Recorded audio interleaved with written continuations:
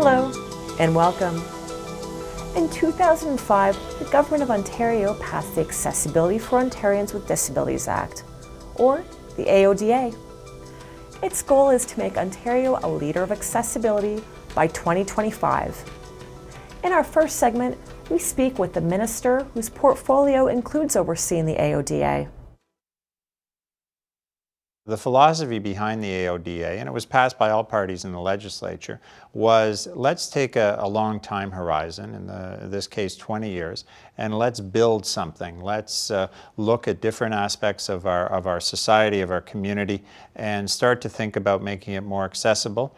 Let's consult with people with disabilities as well as the business community, government, a whole broad range of people. Let's start that dialogue about how do we make our communities more accessible and establish benchmarks so that you don't go from 0 to 100 miles an hour overnight, that gradually you move forward with these benchmarks. We put together a number of advisory committees which develop standards in different areas such as employment, information and communications, customer service is one that's been most recently fully implemented, transportation. They develop these standards and again, benchmarks over time for communities, for businesses, government to adopt them. So we see this long time horizon. I know at the time there were skeptics, but you know what? We're now 7-8 years into it and we're making real progress.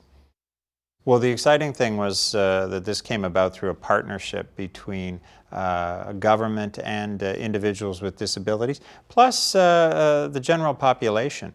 One of the things you have to realize, and you know, I think there's an increasing awareness, is that we have, I think about 1.8 million Ontarians have a disability. As our population ages, more and more people are going to have challenges, whether around mobility, the ability to see or hear. And although I think all of us want to make sure that we can accommodate individuals or accommodate the disabilities, there's also some enlightened self-interest here. If you're in the business community, if you own a restaurant, a store, what have you, you want to make sure that that customer base is coming to frequent your business, that they are bringing their friends there to have lunch or dinner if you're a restaurant, or they are coming to your store, that they're made to feel welcome.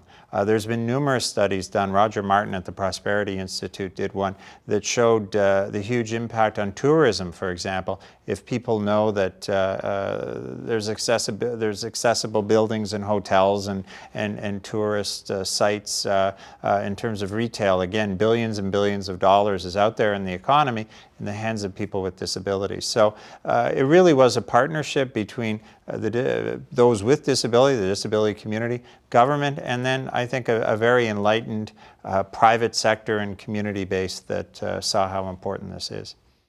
But it goes beyond that. As an employer, listen, we all recognize we're in a time of high unemployment, but at the same time I think people are aware of the irony that we have a skills shortage in many areas, and finding good people is sometimes a real challenge. At the same time as people retire and our population ages, again, the pool of people you can go out and tap to come work for your company or business is shrinking. So we have all these individuals with disabilities who want to work, who want to contribute, who have training and skills, and if we can find a way to bridge that sort of road between their disability and what's going on in the company, there are real opportunities there to expand that workforce and move forward. And I want to stress, this is not, when I get asked for an interview, it always begins with ramps. And that's not to minimize a ramp for someone with a wheelchair, but this is about changing a mindset, changing a culture, accommodating someone. I mean, perhaps you're looking for a good employee and that employee is in a wheelchair and you need to just modify a workstation, or you need to just reorganize the way your office is set up or your place of business just slightly to make sure that they can function there. It's not always about the big ticket items of coming in and renovating and sort of tearing things apart. It's about seeing things differently. An example that I was given was the pharmacy industry. Oftentimes, I think we've all recognized you get those little bottles. It's hard to read. Someone with, obviously who's visually impaired, who can see, but the print is so small, that can be a real challenge. Well, you know what a lot of pharmacies do, they have a service where they will email the prescription information to someone who has, I mean, many people with visual impairment have a function on their computer that they can then read the type. That's not a big deal. That's not adding a ton of cost, but that's a different mindset on the part of the pharmacist who says, look, we have that service for someone who's visually impaired. Well, in terms of the physical side of things, in terms of structures, et cetera, one of the standards that we came forward is called the Built Environment Standard. That standard is the final one, and although a lot of very good work has been done, we haven't released the final findings on it. But a couple of things. First of all, we recognize that there's a lot that can be done at no cost or very low cost. We also recognize that there may be some costs over the years. And that's part of the reason, I'll be very candid, part of the reason that we've given a 20-year horizon is for both government and businesses and universities, colleges, et cetera, that they can, in fact, adapt over time and build it into their work plans going forward. Part of our message over and over again is start with the basics. Start about just changing your mindset, changing a bit of the culture of your operation, and you'd be surprised how many ways you can accommodate someone with a disability without turning your business upside down or tens of thousands of dollars of renovations. And you know what? I think the feedback we've gotten from businesses and others is that they appreciate this. I think a lot of people are unsure. They're uncertain. You know, there's no shame in saying, I run a small business, or let's pick a restaurant. I run a restaurant. I'm not sure what to do if someone comes in who's blind. How do I deal with issues around the menu? How do I deal with seating them and accessible issues? So what we're saying to that restaurant is, as a starting point, let's think about those things. We as a ministry, and there are other organizations, obviously the CNIB or others, but there are organizations that could give you advice on that. And it may mean sitting down with your employees for a 20-minute or half-hour training session. And all of a sudden, that nervousness is gone. And when a customer comes in with a particular disability, you understand how you can make sure that you have a welcoming environment. And it's not, again, a huge commitment that's going to turn things upside down. And I think most people will welcome that, and that's certainly the feedback we're getting. Well, the government is usually the starting point for most of these standards that have gone through. For example, the customer service standard began with government and then moved on to what they call the broader public service, so things like universities and colleges and hospitals and things like that. So we were the early adopters, and we have 100% now have adopted that customer service standard, which means that if you go to any government agency, if you come here to Queen's Park and you have a question or you need a form to be filled, or you're trying to fill out a form or get information, we have the services in place that are going to accommodate someone with a disability. You know, I'm going to brag for a second, and I won't be partisan because every party was in favor of this, but Ontario was leading the way. I was at an event recently with some, I just call them activists in the disability community, and they said, we hope you're spreading the word to other provinces across this country, because Ontario is light years ahead of anything else that's happening in Canada. We want that word to get out there. We want the tourist industry. We want people, for example, in the United States or other provinces to know if you have a disability, a parent, a spouse, whatever with a disability, come to Ontario and you're going to have a very welcoming atmosphere and the supports that are in place that are going to allow you to enjoy a vacation, to do a bit of shopping, and, you know, let's enlighten self-interest again. Leave some of your money here, because it's always good for our economy. It really is highlighting and raising awareness, and I can only expect that over time there'll be less and less, you know, people coming back and saying I wasn't allowed, or I was questioned, or, you know, what am I going to do? If I was a person using a service animal, one thing that I would do, and I can't speak for people who use service animals or guide dogs, is I may reference this. legislation.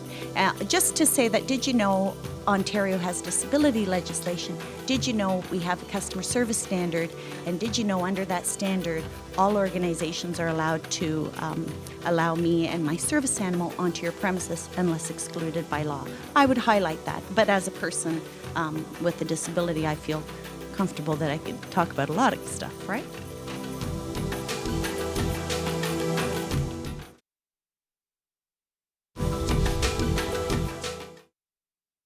AODA benchmarks will be rolling out over the next few years, and companies and organizations will need to comply to these benchmarks. Many are looking for advice on how they'll be able to conform to this comprehensive piece of legislation. The first part of the standard is the customer service standard, of which all businesses are obligated to comply. We're delighted to have enlisted the support of 4 excellent speakers for you today.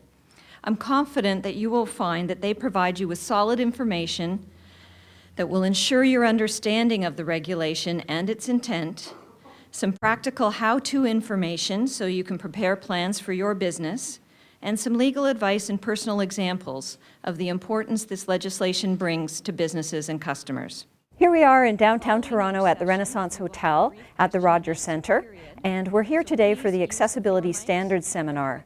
This is produced by Ecolog Events, and it is to inform people of their obligations to comply with the new regulation that the Ontario government passed this January, in which all businesses with 20 people or more have to have a customer service standard plan in place on how they're going to be able to inform and teach their staff to address and deal with people that have any form of a disability.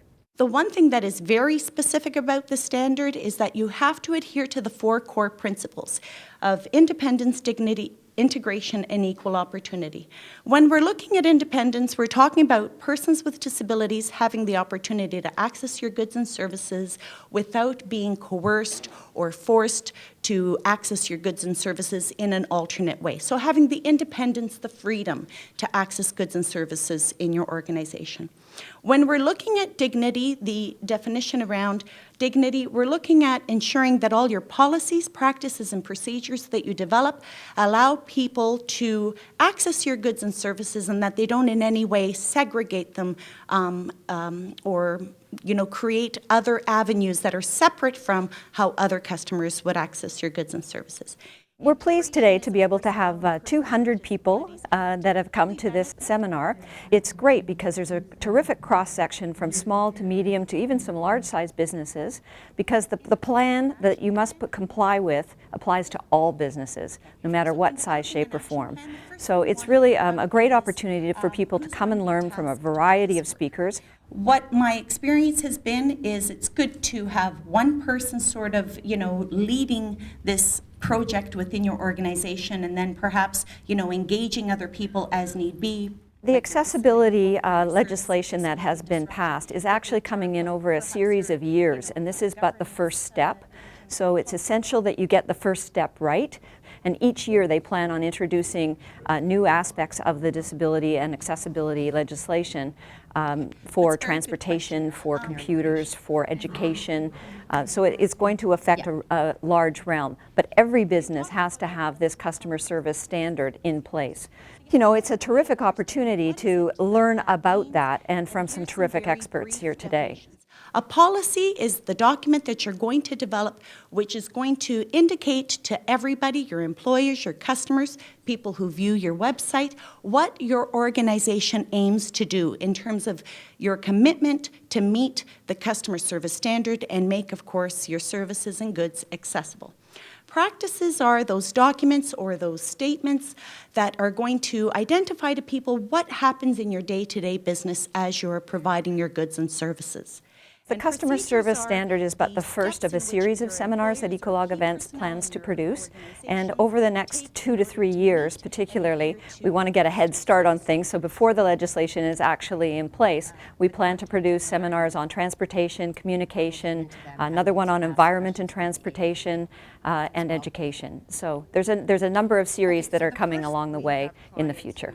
Many of our clients are national or international, and they say, well, why would we be providing better customer service to our persons with disabilities in Ontario than we would in BC, for example. So they use it across the country. We have a non-AODA version that they use, and they just, you do get the consistent messaging. And of course, when you're looking at any kind of a program, like the program that we've created, we've said we want to make sure it not only deals with persons with disabilities, but it's really about providing great customer service to anybody who might be, have different sorts of challenges, and the challenge simply may be they're a difficult customer to deal with. So it's that generic that it fulfills the AODA requirements, but it also fulfills how do I provide great customer service. Today's event is produced by Ecolog Events. We're part of Business Information Group, one of Canada's largest business-to-business publishers, and Ecolog actually tracks environmental and health and safety legislation. So we have a great service that monitors and tracks all the different types of policies and regulations that come out, and that's why we're getting sort of a head start on being able to produce this so quickly. We'd like to thank you very much for your rapt attention today, and we hope that you'll take away something that you've learned at this session and take it back to your place of business and be able to put it into some practical use. So go ahead, turn your cell phones back on, and have a good day. Thank you. The provision of accessible formats and communication supports upon request by a person with a disability is 2016. So you're way ahead. You're going to be really ready, because here we are in 2012 and you're learning how to produce accessible documents so that by the time you put your content on your new websites in 2014, it will be accessible and you'll have a process in place and be confident that your content can be used by people with disabilities.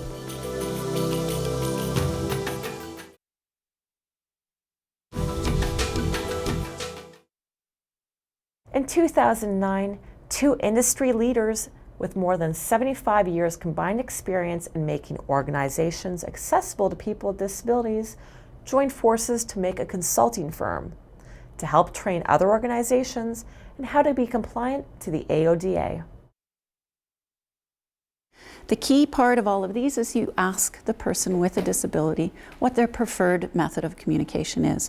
Don't assume that because somebody is blind, they want Braille. Accessibility Advantage is a joint venture between March of Dimes Canada and Quadrangle Architects